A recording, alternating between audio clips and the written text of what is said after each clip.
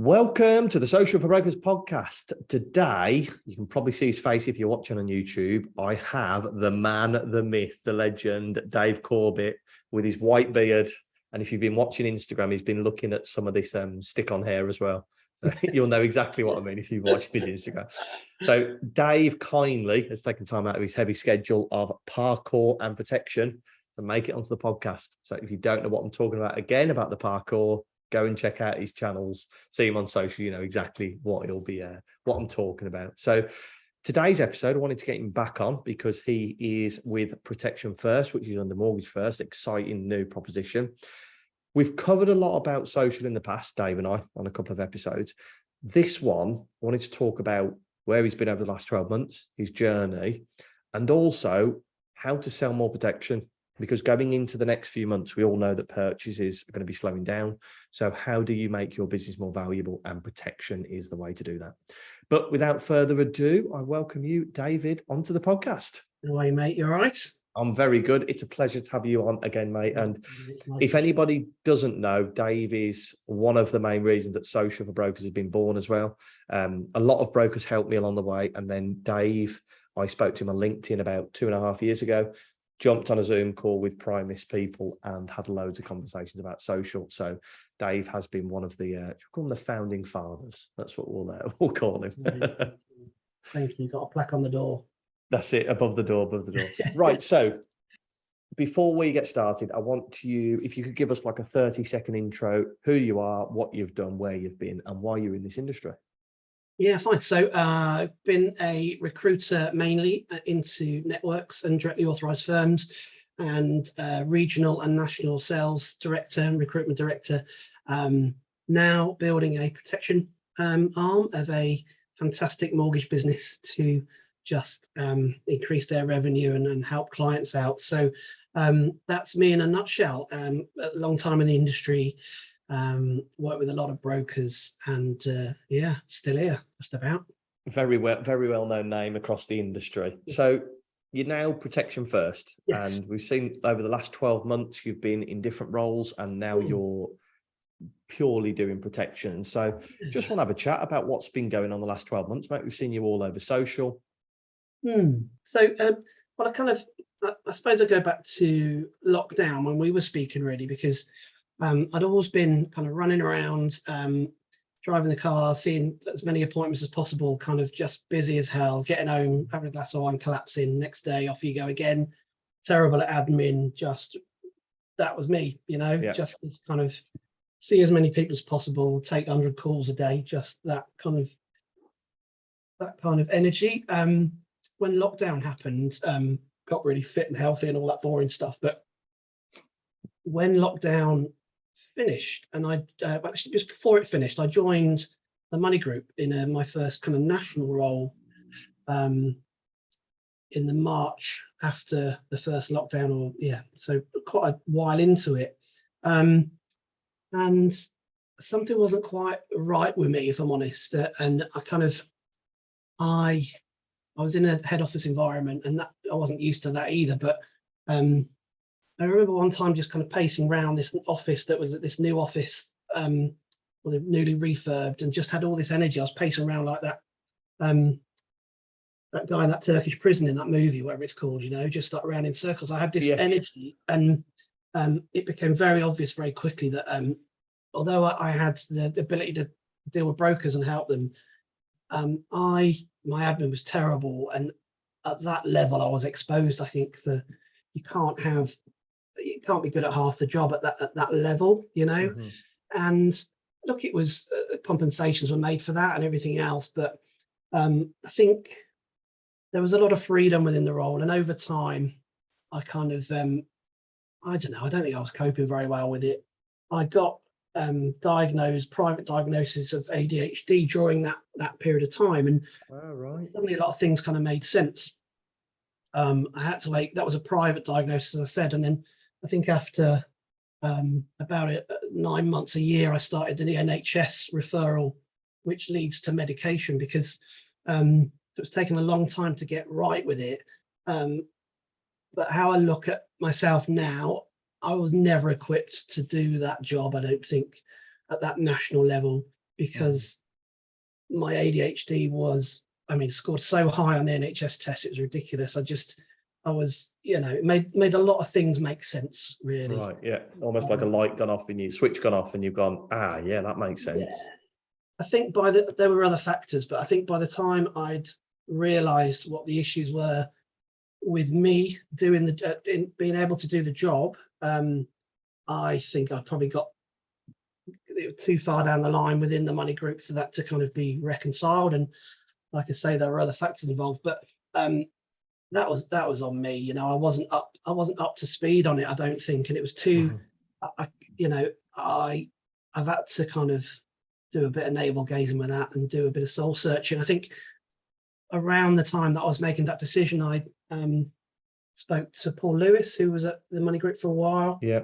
And we had a chat, and he introduced me to John at Mortgage First. And I think they didn't really want to do this Protection First quite so quickly, but it just seemed like right place, right time, and great bunch of people. I was a different person by that point. My skin was certainly a lot thicker, and I think I wasn't quite ready and back to where I used to be. But I was being medicated for ADHD, which is incredible stuff. They get it out of a special cupboard in like the pharmacy, like with all the methadone they give you. It's not methadone, by the way. That's not what I'm saying. But it's like it's a special cupboard. They have to like write cupboard. Yeah. And so these things are fantastic. I now sit in a room and concentrate for 8 to 10 hours a day, and I couldn't do that for the last 18 Couldn't you? Wow. Life before. And I said to Alex Curtis when I spoke to him, I said, I probably think that I'm like a superpower guy because I can concentrate, but I can probably just concentrate like everyone else, Right. Okay. So it feels like it's a superpower now, but it's what everybody's been doing. I used to sit in meetings with lawyers and be drawing willies on pieces of paper. You can't do that as a national. Do you know what I mean? It's nuts. And I don't want to lose that side of me. Yeah, of course. Yeah, that's what makes you. And that's why everybody loves you so much on social, that they see you out there being yourself. So you don't want to lose that. But as you said, flip side, it allows you to concentrate, doesn't it, I suppose? Oh, totally. Now dealing with clients and the fast pace of looking after 29, 30 brokers who have got clients who need protecting. Look, I'm absolutely loving it. It's been a fantastic move for me. But look, I have to take responsibility for how things ended up, because it's easy to point the finger, but I let other people do that. Big thing. It's big thing to be able to own. A lot of self-awareness to say, look, that was the issue. You've done something to resolve it, and now you're in a place where you are concentrating more and you're able to build something on the protection. Because protection has always been like, I know recruitment, and you've been Primus and you've been TMG. Yes, you were there to support the brokers, but to me, it's always been protection or social for you. And you've always nailed that down to a T. So it's great to see you utilising both of those skills in a role that obviously that you're really happy in now. Yeah, I mean, it's like even yesterday, I was kind of reading an email that someone had sent me from head office about just email your details through, and then Brad will chase all your cases for you and make sure. And I'm like, what? Yeah, like just all this stuff. I'm like, yeah, this is nuts. The support, and this is where Mortgage First are very good. They've built the foundations and the processes, incredible, to enable you guys to do what you're good at. Incredible, and that, you couldn't have put it better. That's exactly what they've done. Albeit, I'm now out of pre-case checking, so I'm not having to put every case up to get signed off. 3 out of 3, come on. So I'm now a bit freer to give the advice and away, but what they take away from you, and the system is just the nuts. It really is. It's fantastic, and I'm very impressed. Very nailed on, haven't they? So let's talk about, you're in this company now and you're doing protection appointments. You've got 29 mortgage brokers. What does your normal day-to-day look like at the minute? Yeah, good question. So I'm about a mile and a half from home. So nice. I will drop, that's my lad connecting to Xbox at home. It comes up on my computer, so I apologise. That's proper keeping an eye on him. Right, you text him, you've had it an hour, come on, off you go. It's driving theory twice, means we're going to be having a conversation when we're going, but there you go. So I get into the office 9:30ish after dropping the lads at college and then walking the dog. Then I'm in and pop over for some tea about 6 and then work the evenings. And it's a very structured day because I use Calendly and people can book in any time from 11, so I can get all my stuff in order right the way through till 7:30, 8 o'clock, maybe later if they want an all day Saturday every week. So probably 3 or 4 appointments every Saturday. The leads flow is from the brokers. So they can range from, so yesterday's a perfect example. One advisor, because she didn't want to deal with someone who's too close to her in terms of a relationship, business relationship. Good point. You never think about that, actually. Yeah. Someone where it had been rated by the provider and then wanted me to fight the corner or find other cover. Right. A little bit deeper with that. And you know what? You need that. This is such an all-encompassing role. I don't know how mortgage brokers do it, by the way. I was a terrible mortgage broker, but I've got however many providers to go at. It's 10% of what they've got in terms of mortgage lenders, 3,000 products to know. I can go really quite deep on the providers here and just find out exactly.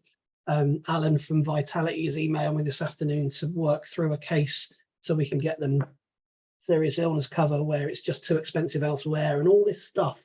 You have to live and breathe it, you know, which is why I never think mortgage and protection ever lives together with a brokerage. I don't know how they do it. Hats off to them. But, right, that's quite interesting. Yeah, I would always have a separate protection advisor in any firm that's living and breathing that role, and a separate GI advisor. That would be that kind of model for me. That's really interesting, and that's obviously what Mortgage First are bought into, that they want the separate area.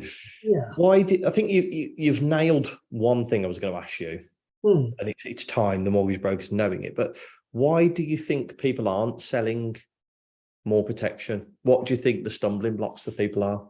I mean, there's a lot of answers to that question. There's a bit of fear about it, I think. Okay.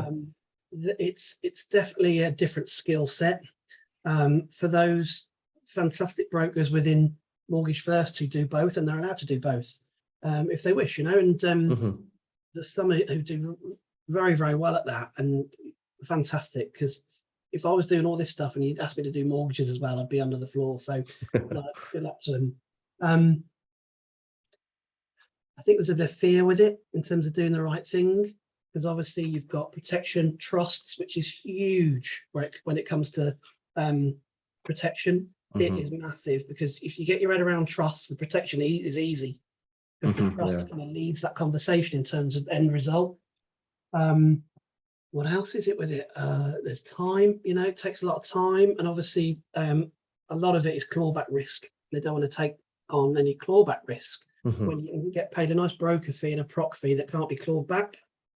Good point. Yeah, you never think about that.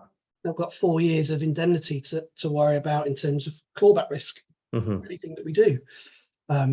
So that's another. Do you think you'll see a shift now, because there's been less purchase business around, that people will be focusing more on protection to try and make up that money? So it'd be more likely to take on that clawback risk because there's not as many purchase cases coming through.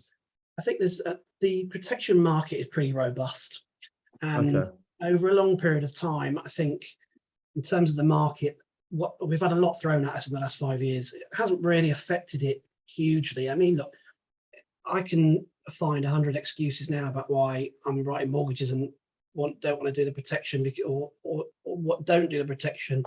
Client didn't want to do it, budget, didn't understand, whatever. There's loads.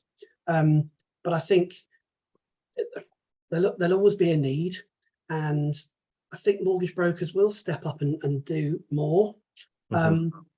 All the market's doing at the moment is shining a light on specialisms within the mortgage brokerage world. Although there's a bit of turmoil with interest rates and whatever else, we'll come out the other side with the mortgage broker community being the go-to for anyone that needs a mortgage. I think the rest of the market is the ones that will be dead. It's mortgage brokerages that people will go to for that specialist advice more than ever. You know, even Martin Lewis likes them now, you know. That's what I was about to say. It's almost teeing everybody up to be for people to use mortgage brokers. Yeah. And I think anything to do with finance where you can help either not save money at the moment, but repackage your finances to make sure that they suit your circumstances. Those are the people that are going to win, aren't they? So when it comes to protection, you've obviously been doing it for a long time. Can you give us a few top tips of how to sell more protection? Yeah. So I think we were talking about this before we started the podcast, but I've been doing protection training right the way through my kind of career, I suppose. Career, what a joke. Anyway, what a joke. So a lot of it at Primis and Protection Excellence, which is fantastic, and you come out of that room just absolutely incredibly enthusiastic about just going out there and getting stuck at your clients to write protection business. And I'm not knocking that at all. It's fantastic. And I still use some of those bits and bobs. And I suppose what I'm trying to say here is that there's one or two things in that day that different brokers will pick up. For me, I think it's very straightforward, and you make it as simple as possible. It's about having that invisible client with the contract right from the start to say, we're going to be talking about this.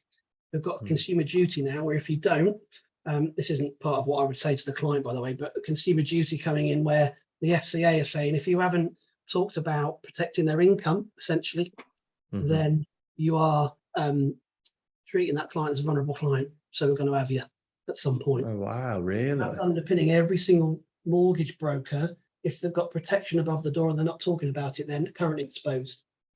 Wow. So when I'm speaking to a client, I would say, we've got a contract here, a visible contract with them to say, we're going to talk about protection at some point. And then the key areas where I would either pass that across or deal with it is at full mortgage app when they're happy, mortgage offer when they're even happier. Anything beyond that, you might as well shout into an empty room, because albeit I get past post-completion business, they've switched off. Very hard to get them, pull them back into the room. Really tough. If you're talking to them in that stage of the process and they know you're going to talk about it, then look, you've got a really good chance of getting hold of them. One of the objections you get quite a lot, especially in the Southeast, is death in service. That's kind of unprotected at work. Right. I ask them to send me all their stuff as part of my process. Just WhatsApp it across, and then when I'm emailing the client or what their choices are, never talk about budget. Right. Okay. There's a lot of training about up to and maximum of, and this kind of trying to up people's budget. Look, I'm the advisor here. I'm going to tell them what the perfect protection portfolio looks like.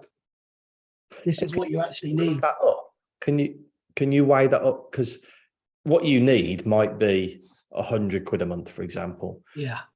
And in their head, they're like, my budget is actually £40 a month. Can you weigh that up to tailor it to them, or do you just go in and go, this is what you need? I tell them the latter. So I will say to them, this is the perfect protection portfolio, because I've got consumer duty to back me up to say I need to tell them what the perfect is. Imagine me going into it. I'm going to think of a terrible analogy now, but if you're selling someone a stereo and you're saying, this is what you need, it's £40, and they get home and they think, well, it's all right, but why didn't they tell me about one that was £200? Right, okay, good point. So I'll give them the perfect protection portfolio, how it all stacks up. I will then say to them, realistically, this is like, 30% of your mortgage payment.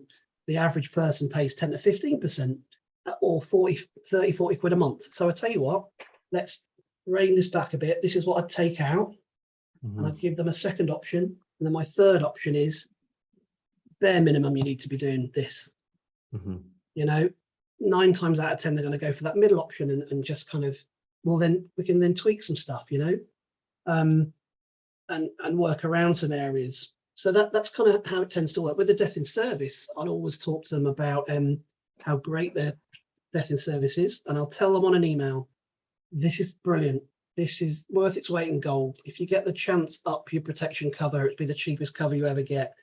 Make sure your wife or partner is, or husband, or is the nominated beneficiary. give your HR a call. I take control of that.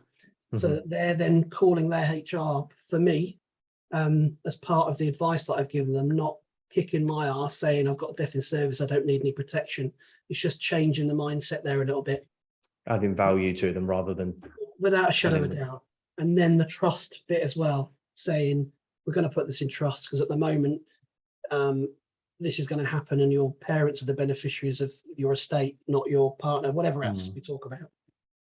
And then will, proper toe to tail stuff, you know, and that's how we do it. But it's So all thorough. mate, upfront contract, Mhm. full mortgage application, offer, beyond offer, you're pissing in the wind. You really are. It's Really. yeah, all the fun's gone out of that process for them. They're not gonna. Yeah, It's tough.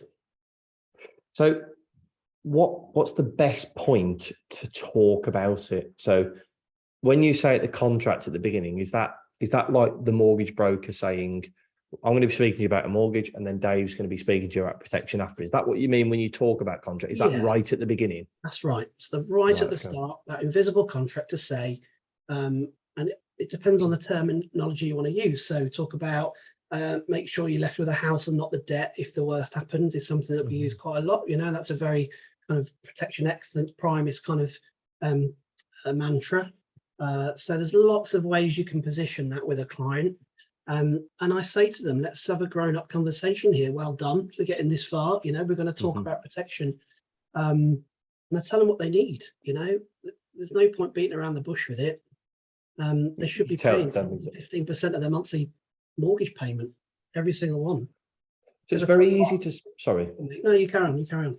It's very easy to speak about it and to get the mortgage brokers to do it. But how do you use, or how would you use social media to start generating these type of leads? Because we're talking about the perfect client that comes to you, has come from a mortgage lead, and they've already been teed up. They're going to be speaking about it. But how do you attract the customers that maybe have never taken a mortgage from you, and they might be a tenant and they would never have the need for a mortgage? What do you do on social? And I know what you do. I see it on social, but I just want to see if that matches up with what I'm seeing. Well, I kind of play on all that I've got to go at, which is kind of being knowledgeable and approachable, those two things, you know. So I just I try and mix it up with a bit of personal and business, and just try and make it so that it's easy for people to engage with me and give them a call to action to engage. That's all that I do. And I can't say that I get a load of business from doing my socials. I don't. I really don't. And that's just being honest about it. You know, I could probably, when I was recruiting, hundreds of people would contact me through LinkedIn because that's the market and it's full of brokers, isn't it? Whereas now I'd hardly put anything on LinkedIn. It's more Instagram and TikTok where I'm putting stuff out there about, did you know, and cancer costs 470 quid a month extra when you're ill and whatever else. And I'm boosting those posts as well, trying to get some engagement. But I haven't cracked it yet. And I'm in complete awe of people that have, you know. So the protection side of things, the protection is always the hardest one on social that I see. It's always the hardest one to generate leads. Definitely. Because of the reputation of us. No, it's because it's not sexy. That's how I see it. So a mortgage, it's going to get me a new house. It's going to get me that new kitchen. It's going to give me something that is tangible. Yeah. Whereas insurance is something that it's an additional, it's not something I go to a mortgage broker and want to talk about. Yeah. But what you do is you kind of reposition it. You use the facts and figures, but you use the imagery that you wouldn't necessarily normally associate with protection. So if I was to say protection, somebody with a broken leg, do you know what I mean? Somebody that's ill. Whereas you'll use imagery where it's somebody jumping, or it's somebody that's bright, somebody that's bold, that I wouldn't necessarily associate with protection. Okay. So that, alongside the personal content, it gets me interested. Okay. But what it also does is, if somebody from Mortgage First was to say, right, Dave from Protection First is going to give you a call, when they're looking at Mortgage First content, because the mortgage broker has told them to follow on social, they then see that they've maybe interacted with you or tagged you into a post. So they then check out your channel and they've just come across you through Mortgage First. Yeah. As a consumer, I'm looking at your content going, this guy isn't boring. Do you know what I mean? He's not your woe behold, you're going to die, etc., etc. It's photos of people that are a bit more out there. It's photos of you with the missus, you with the dog, you with the kid. Do you know what I mean? And that then that's interesting. Softens that conversation. I absolutely pat myself that I'm kind of just putting the wrong stuff out there. That's quite reassuring to know, and also, you know, positioning myself with these wonderful advisors here at Mortgage First, and thinking, who's this bloke dancing around in the bloody field at 6:30 in the morning? Do you know what I mean? But you know, I enjoy it and it's fun, and I think I always come back to two ladies who with the money group, the Transform ladies. Have you met these two, Sarah? Yes, yeah. So essentially they came to me through LinkedIn because we're still friendly and chat a lot, and you know, take the mickey and whatever else. But they came to me because of a perceived friendly face through LinkedIn, and we started dialogue, and away you went. And of course, always use that as an example about being approachable and just feeling like they can kind of just get in touch. And that hasn't quite picked up any momentum yet. I mean, Christ, it's week 3, you know, and before that I've been trying to recruit people. So I want to really work on that a lot more and mix up that personal. And now I've got this kind of clarity of brand with Protection First and the blue color and everything else. You know, I'm really going to push that, I think. And that's where you're talking about the personal. You've got the branding, and that will give you authority that you're under a company that you trusted, that if I take protection from you, I know that you're reputable. But the secondary thing is then, if I say, again, using the analogy where I stumbled across you through Mortgage First, I get to know about you. I get to understand what you've done at the weekend. So then when it comes to my phone call or my Zoom call, and I'm talking about something as serious as life insurance, I can have a chat to you about the dog for 10 minutes before we get into that. And that just really softens it, I feel. In an industry that can be quite harsh, and you're talking about very life-changing things, it can be softened. And I'd like to see more of that, more of the person that I'm going to meet on my appointment. Yes, I need the facts and figures, but I'd really like to know about you as a person. Why have you got these expertise? How have you got to this position? Do you see what I mean? Oh, totally. And I think there's a market there to really push that to quite a high degree of not being controversial. But I've done posts in the past about my step kid when he was 3, now 16. I just redone my life cover when I met my wife, and I walked into the house and he said, Dave, when are you going to die? You know, and just like, I don't know how he knew, bloody knew. And just silly things like just putting it out there about husband and wives not getting on, whatever. I don't know, there's something there to have some fun with it, but I suppose you've got to be a bit careful with it. But because it is a sensitive subject, but the way I see you on LinkedIn, and you're doing your parkour and everything, and it's fun and you're out there, that is great. But I really like these kind of conversations where you did a really nice video a few months ago. It was on TikTok, and it was talking about, it was just you face to camera, and it was, listen to this story about what happened to me. And I was like, that's the Dave that I would want to see in a protection appointment. Oh, nice, mate. And that your parkour, I love that on LinkedIn, because that's your recruitment drive, Dave. Whereas on your protection, it's a bit more, you've just got to be a bit more tactful, haven't you? That's what it is. So that's how I see you on social, and I'm sure a lot of people see it the same. So quickly touch on us with parkour from a personal branding point of view. Oh, it started out being a little silly thing, really. I just kind of was arsing about in that. We've got local woods like 5 minutes from us, and Lizzie, the love of my life, obviously after my wife and kids, everything. So I just did a video once of just me jumping around, and I don't know when it was really, but it just kind of got about 10,000 likes on LinkedIn, and I just put it on there one morning. You know, you go like, why am I doing this? And you just way it went. So I did them relatively regularly to silly songs as well, and then just my wife got involved. She started filming them, and then it just kind of got a bit of traction. So I still do them every now and then.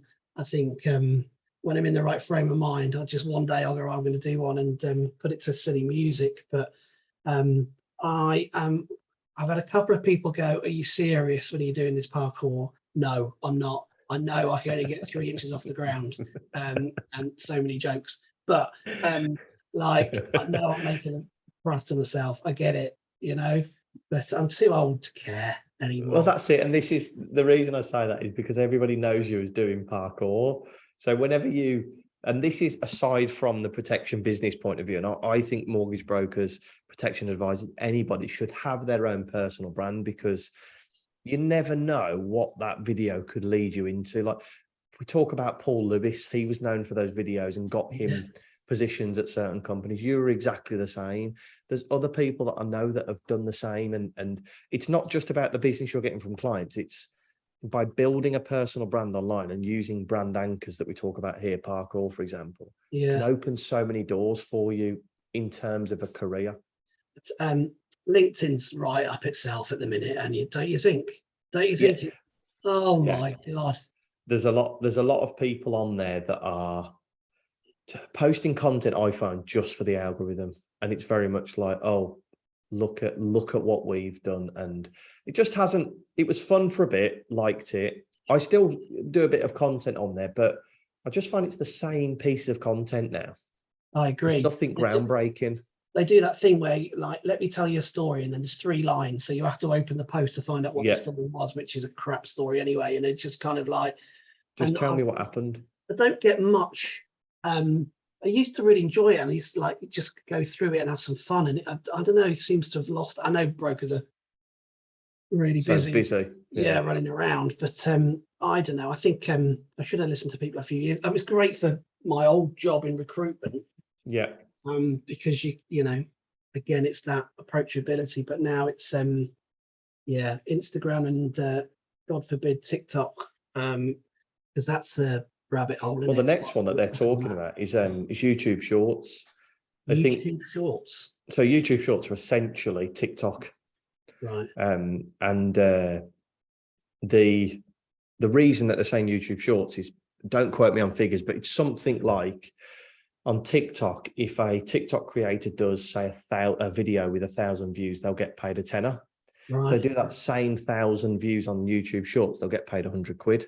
Jesus. So it's that polar apart. And Mr. Beast, who's like the biggest YouTube star out there, he was saying that what will happen is all the influencers and content creators will go to YouTube because they're paid more, which means that everybody will start to watch YouTube Shorts instead of TikTok.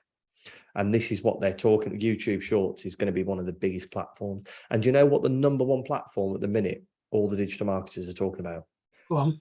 Facebook. I thought it might be. Yeah, I thought back.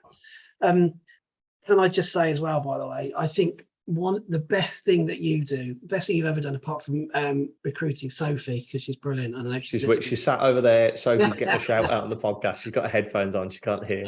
Dave just said the best thing that we've ever done is hiring Sophie. Second to that is the giveaway of content that you do, and I know we've touched on this before, because it's just so easy to listen to and to translate into Canva. You know, the Canva tips that you do, they're exceptional.